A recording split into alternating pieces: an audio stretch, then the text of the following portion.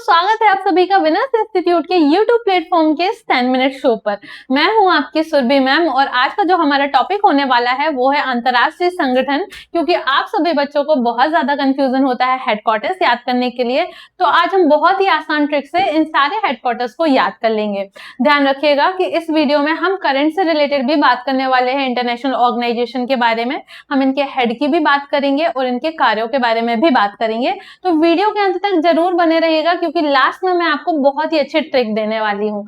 चलिए तो शुरुआत कर देते हैं। सबसे पहले यहाँ पर आपको दिख रहा है कि यूएन के ज्यादातर जो प्रमुख संगठन होंगे उनका हेडक्वार्टर न्यूयॉर्क में जाएगा। ये आपकी एक ट्रिक है, ठीक है। मतलब जिस भी संगठन के आगे यूएन लग जाएगा तो उसका हेडक्वार्टर कहाँ चला जाएगा, न्यूयॉर्क में चला जाएगा। इस चीज को आपको ध्यान में रखना है। लेकिन ये चीज यूनेस्को के साथ नहीं हो रही है। यूनेस्को के साथ इसलिए नहीं हो रही है क्योंकि यूनेस्को में हम क्या शामिल करते हैं, हम इसमें विश्व धरोहरों को शामिल करते हैं, सुंदर सुंदर धरोहरों को शामिल करते हैं। तो जो सुंदर चीजों का अगर कोई संगठन है तो उसका हेडक्वार्टर भी हम सोचते हैं कि ऐसे देश में दिया जाए जो कि एक बहुत सुंदर देश है जिसका नाम है पेरिस, ठीक है। तो ध्यान में रखिएगा कि सुंदर चीजों का हेडक्वार्टर सुंदर देश में जाएगा जिसका नाम है पेरिस। तो यूनेस्को का हेडक्वार्टर कहाँ चला जाएगा, पेरिस में।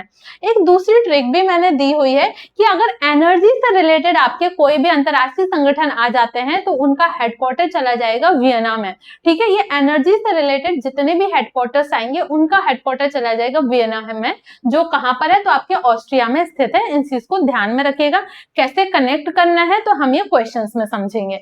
चलिए तो शुरुआत कर देते हैं सबसे पहले क्वेश्चन की कि वर्तमान में संयुक्त राष्ट्र महासभा का कौन सा नियमित सत्र चल रहा है। बात हो रही है वर्तमान 2026 की, तो ध्यान में रखिएगा कि 80वां सत्र है, ठीक है। 80वां सत्र है जहां पर क्या हो रहा है, ये अभी नियमित सत्र चल रहा है। और ध्यान में रखिएगा ये यूएनजीए की बात हो रही है, यानी यूनाइटेड नेशनल जनरल असेंबली की बात हो रही है। किसके अंतर्गत आता है, तो ये यूएन के अंतर्गत ही आता है, ठीक है। यूएन के अंतर्गत आ रहा है। अब यूएन के अंतर्गत आ रहा है तो आपको ध्यान में होगा कि हेडक्वार्टर कहाँ चला जाएगा, आपका न्यूयॉर्क में चला जाएगा। अगर हम शुरुआत की बात करें इसकी तो 1945 से इसकी शुरुआत हुई थी। अगर हम इसके हेड की बात करें तो इनका हेड का नाम है अंटोरियो, ठीक है। अंटोनियो के नाम से आप ध्यान में रखिएगा कि इनके वर्तमान हेड का नाम है अंटोनियो। अच्छा, क्या काम है इस संगठन का, क्यों बनाया गया, तो ये इसलिए बनाया गया क्योंकि जब विश्व युद्ध दूसरा हुआ था, यानी द्वितीय विश्व युद्ध के दौरान जितने भी नुकसान हुआ था या मानवों को बहुत ज्यादा हानि पहुंची थी, तो उनके मानवों के अधिकारों की रक्षा के लिए इस संगठन को बनाया गया था, ठीक है। ये चीज आपको ध्यान में रखनी है। 193 देश लगभग इसमें आते हैं, इसके अंतर्गत आते हैं। चलिए नेक्स्ट क्वेश्चन पर बात करेंगे। हाल ही में चर्चा में रहा यूनिसेफ स्ट्रेटेजिक प्लान मुख्य रूप से किससे संबंधित है, तो ध्यान में रखिएगा कि ये बच्चों के स्वास्थ्य, शिक्षा, पोषण और संरक्षण को सुदृढ़ करना इस प्रोग्राम का काम है। ये अभी हाल फिलहाल में फरवरी 2026 के आसपास ये स्ट्रेटेजिक प्लान हुआ था, जो कि 4 सालों का प्लान है और यूनिसेफ करा रहा है, ठीक है। यूनिसेफ का फुल फॉर्म की अगर बात करी जाए तो United Nation international children emergency fund इसका फुल फॉर्म है। और आगे क्या आ रहा है, यूएन आ रहा है। तो हेडक्वार्टर कहाँ चला जाएगा, आपका न्यूयॉर्क चला जाएगा। जैसा कि मैंने आपको बताया है कि यूएन आ जाएगा तो हेडक्वार्टर कहाँ जाएगा, न्यूयॉर्क में चला जाएगा। चलिए अब हम इसकी बात करें तो ये बना कब है, तो ये बना है 1946 में बना हुआ है। और ध्यान में रखिएगा कि यहाँ पर भी वर्ल्ड जो आपका सेकेंड वर्ल्ड वॉर हुआ था, द्वितीय विश्व युद्ध हुआ था, तो उसके बाद बच्चों के अधिकारों, बच्चों की शिक्षा, टीकाकरण जैसे स्वास्थ्य संबंधी कार्य क्षेत्रों पर कार्य किया जाना इसका काम है। किसका काम है, यूनिसेफ का कार्य है, ठीक है। इस चीज को आपको ध्यान में रखना है। चलिए नेक्स्ट क्वेश्चन पर चलते हैं। संयुक्त राष्ट्र विकास यानी कि यूएनडीपी के वर्तमान प्रशासक कौन है, जिसका सही आंसर है आपका अलेक्जेंडर डी क्रू, ठीक है। अलेक्जेंडर डी क्रू किसके संस्थापक है, आपके किसके प्रशासक हैं, तो यूएनडीपी का नाम ध्यान में रखिएगा, यूनाइटेड नेशन डेवलपमेंट प्रोग्राम। और यूएन आ गया है तो ध्यान में रखिएगा हेडक्वार्टर आपका कहाँ चला जाएगा, तो न्यूयॉर्क चला जाएगा, ठीक है। अब इसका कार्य क्या होता है इस ऑर्गेनाइजेशन का, तो इसका कार्य होता है कि जितने भी विकासशील देश हैं उनकी सरकारों के साथ मिलकर परियोजनाएं लागू करना जिससे उस देश का विकास हो सके, डेवलपमेंट हो सके, ये इनका मुख्य उद्देश्य होता है। ठीक है, ये समय समय पर क्या करता है, एक रिपोर्ट्स अपनी जारी करता है, और ये रिपोर्ट्स जो होती है इसकी रैंकिंग पूछ ली जाती है आपके एग्जाम्स में, जो कि इंपॉर्टेंट होती है। हम वर्तमान रिपोर्ट की बात करते हैं, तो अभी रिपोर्ट जो जारी हुई है 2026 में वो है HDI रिपोर्ट, जो किसने जारी की है, UNDP के द्वारा जारी हुई है। HDI का फुल फॉर्म अगर हम बात करें तो फुल फॉर्म होता है ह्यूमन डेवलपमेंट इंडेक्स। इसमें जो भारत की रैंकिंग आई है वो आई है 130वीं रैंक, जो कि 2022 में लगभग 133 थी और अभी आ गई 130 पर, जो कि फिर भी बहुत ज्यादा है। ठीक है, दूसरी रैंक है यहाँ पर GII यानी कि जेंडर इनइक्वालिटी इंडेक्स। इसमें अगर हम भारत की रैंक की बात करें तो 102वीं रैंक आई है अभी वर्तमान में। और एक और ये जारी करता है इंडेक्स जिसका नाम है MPI यानी कि मल्टी डायमेंशनल पॉवर्टी इंडेक्स, जिसमें भारत की जो रैंकिंग आई है वो आई है 66वीं रैंकिंग। ये रैंकिंग ध्यान में रखिएगा, आपसे एग्जाम में पूछ लिया जाता है। ये डेवलपमेंट को दर्शाता है, ये जेंडर इनइक्वालिटी यानी कि लैंगिक असमानता को दर्शाता है, और ये गरीबी को दर्शाता है MPI। ठीक है, तो इस चीज का आपको ध्यान में रखना है, इंपॉर्टेंट है आपके एग्जाम के लिए। नेक्स्ट क्वेश्चन पर चलते हैं। UNFPA United nation population fund की स्थापना कब हुई है, तो ध्यान में रखिएगा ये स्थापना हुई है 1969 से, और UN आ गया है तो हेडक्वार्टर कहाँ चला जाएगा बच्चा, आप लोगों को याद होगा कि मैंने UN को रिलेट कराया न्यूयॉर्क से, तो ध्यान में रखिएगा इसका हेडक्वार्टर चला जाएगा न्यूयॉर्क में। और यहाँ पर पॉपुलेशन की बात चल रही है तो ध्यान में रखिएगा कि प्रजनन से संबंधित बात हो या प्रजनन स्वास्थ्य से या मातृ स्वास्थ्य से कार्यों जैसे मुद्दे होंगे तो इसी संस्था के अंतर्गत इनके कार्य होंगे। ठीक है, तो ध्यान में रखिएगा कि ये क्या करते हैं, जनसंख्या से रिलेटेड काम करते हैं, मातृ स्वास्थ्य पर काम करेंगे, प्रजनन स्वास्थ्य पर काम करेंगे, और ये भी एक रिपोर्ट जारी करते हैं। लेकिन इनकी रिपोर्ट में कोई रैंकिंग नहीं होती। अभी जून में, ये हर साल इनकी जून में रिपोर्ट आ जाती है। ठीक है, हर जून के टाइम पर इनकी रिपोर्ट आती है, और इस रिपोर्ट का नाम है state of world population report. ठीक है, इस रिपोर्ट के अनुसार अभी इनकी रिपोर्ट जो जारी हुई है, इस रिपोर्ट के अनुसार जो भारत की पॉपुलेशन बताइए वो बताइए 146.39 करोड़। ठीक है, 146.39 करोड़ पॉपुलेशन बताई है, जो कि पूरी दुनिया में सर्वाधिक पॉपुलेशन है, यानी कि हमारा भारत बन गया है सबसे ज्यादा आबादी वाला देश। इस चीज को ध्यान में रखिएगा, डेटा ध्यान में रखिएगा, इंपॉर्टेंट है, पूछ लिया जाता है।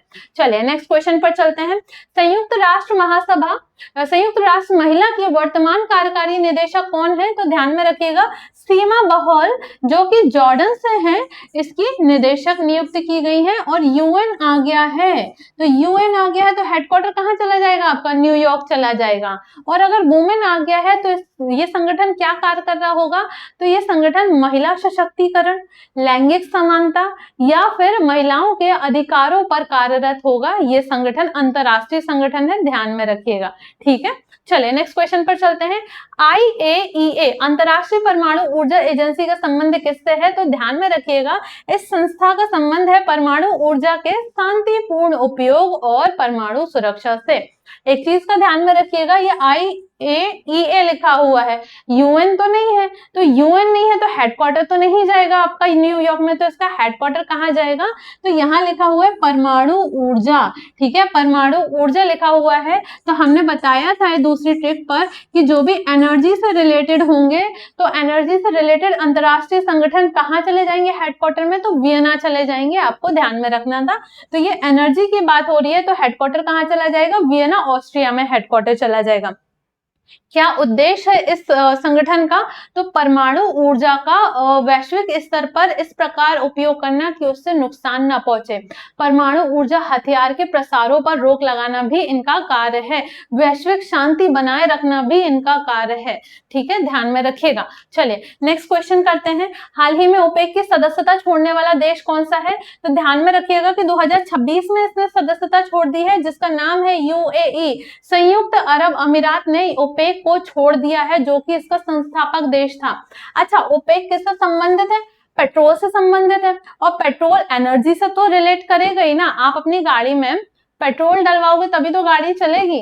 तो पेट्रोल एनर्जी से संबंधित है, तो हेडक्वार्टर कहाँ चला जाएगा? तो वियना में इसका हेडक्वार्टर हो गया।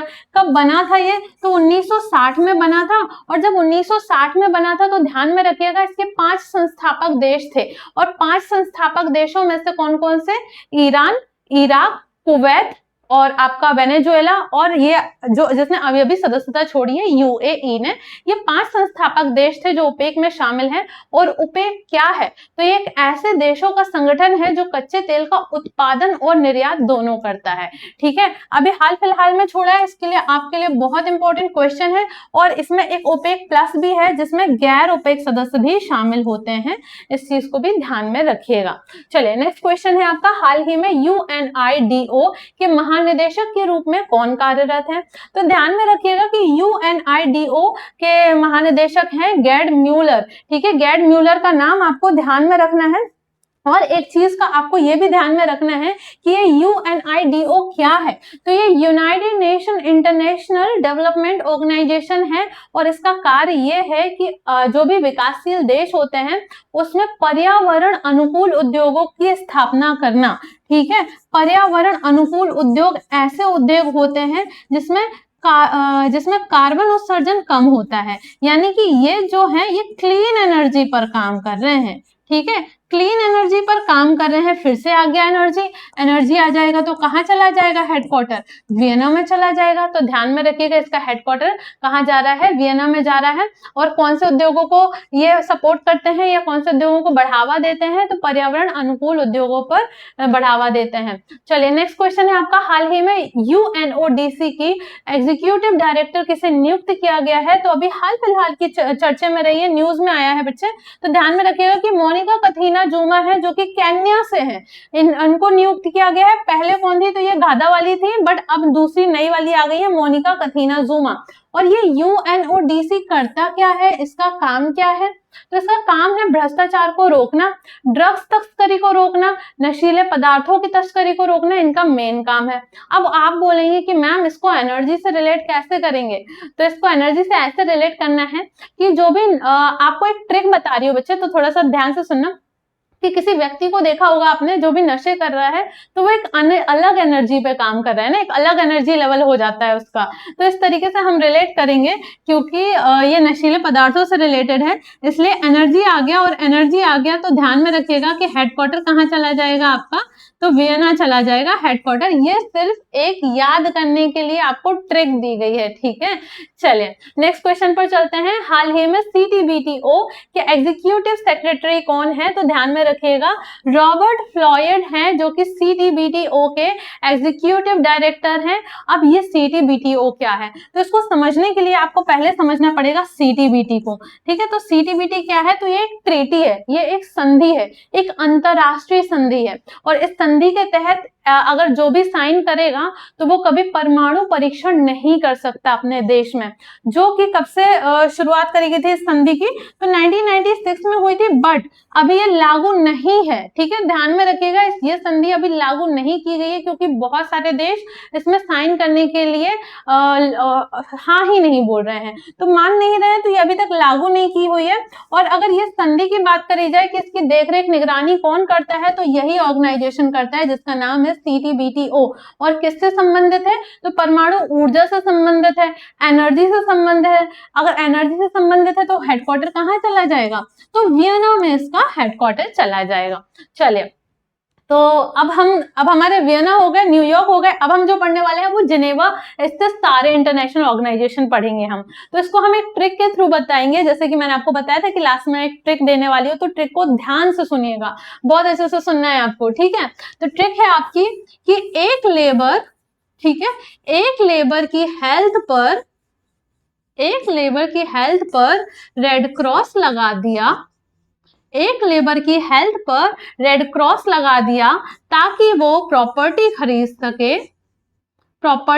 सके, ट्रेड कर सके और उसके राइट्स पर सुधार कर सके। ठीक है, क्या है ट्रिक आपकी? एक लेबर की हेल्थ पर रेड क्रॉस लगा दिया ताकि वो प्रॉपर्टी खरीद सके, ट्रेड कर सके और अपने राइट्स को सुधार कर सके। तो इससे रिलेट करना है हमें, कैसे रिलेट करना है? तो सबसे पहले हम इसकी बात करेंगे ILO से, यानी कि इंटरनेशनल लेबर ऑर्गेनाइजेशन, जो कि मजदूरों के अधिकारों की रक्षा करता है। अब हेल्थ से आगे आपका WHO, ये हो गया वर्ल्ड हेल्थ ऑर्गेनाइजेशन, जिसका मतलब ये है कि वैश्विक स्तर पर स्वास्थ्य को बेहतर बनाना और महामारी को नियंत्रण करना इसका काम है। अब आ गया रेड क्रॉस सोसाइटी, यानी कि रेड क्रॉस, यानी कि आपका ICRC, international council of red cross. इसका काम यह है कि अगर अंतरराष्ट्रीय स्तर पर कोई भी संकट आ जाता है किसी भी देश में, तो वहां के नागरिकों को रक्षा प्रदान करना, उनको सहयोग करना इसका काम है। प्रॉपर्टी की बात करें तो ये आ जाएगा WIPO, यानी कि वर्ल्ड इंटेलेक्चुअल प्रॉपर्टी ऑर्गेनाइजेशन। आपके पेटेंट हो गए या ट्रेडमार्क जैसी चीजों को सुरक्षा देना इनका काम है। अगर हम ट्रेड की बात करें तो WTO आ गया, वर्ल्ड ट्रेड ऑर्गेनाइजेशन, जिसका काम है अंतरराष्ट्रीय व्यापार के नियमों को बनाना। अगर हम राइट की बात करें तो ध्यान में रखिएगा कि राइट की बात करेंगे तो यहाँ पर आ जाएगा UNSCR। ठीक है, UNSCR यानी कि United nation security council resolution. अगर किसी भी देश में संकट आ जाता है जिसकी वजह से वो देश, वहां के देशवासी किसी दूसरे देश में जाकर शरण ले लेते हैं, तो उनके अधिकारों की रक्षा, उनको रक्षा प्रदान करना इसका काम है। और इन सारे ऑर्गेनाइजेशन का हेडक्वार्टर कहां पर है? तो ध्यान में रखिएगा कि जिनेवा इसका हेडक्वार्टर है। तो मैं आशा करती हूँ कि इस ट्रिक के थ्रू आपको बहुत अच्छे से हेडक्वार्टर्स याद हो गए होंगे। चलिए, अगर आप कोई भी बुक परचेस करना चाहते हैं तो उसके लिए विनर्स पब्लिकेशन ऐप है, नहीं तो आप मीशो, फ्लिपकार्ट, अमेजोन से भी आप परचेस कर सकते हैं। अगर आपको कोई ऑनलाइन कोर्स परचेस करना है तो विनर्स इंस्टीट्यूट एप्लीकेशन को डाउनलोड कर लीजिए, वहां से आप आसानी से परचेस कर सकते हैं। अगर कोई भी तरीके की क्वेरी होती है तो आप इस नंबर पर संपर्क कर सकते हैं। और अगर आप हमारे यहाँ पर आकर ऑफलाइन पढ़ना चाहते हैं तो आप हमारी ब्रांच को विजिट कर सकते हैं। अगर आपको ट्रिक अच्छी लगी हो, वीडियो पसंद आया हो, डेटा पसंद आया हो, तो मुझे जरूर कमेंट करके बताइएगा। हम फिर वापस से नेक्स्ट सेशन में मिलेंगे। तब तक के लिए पढ़ते रहिए और बढ़ते रहिए। धन्यवाद।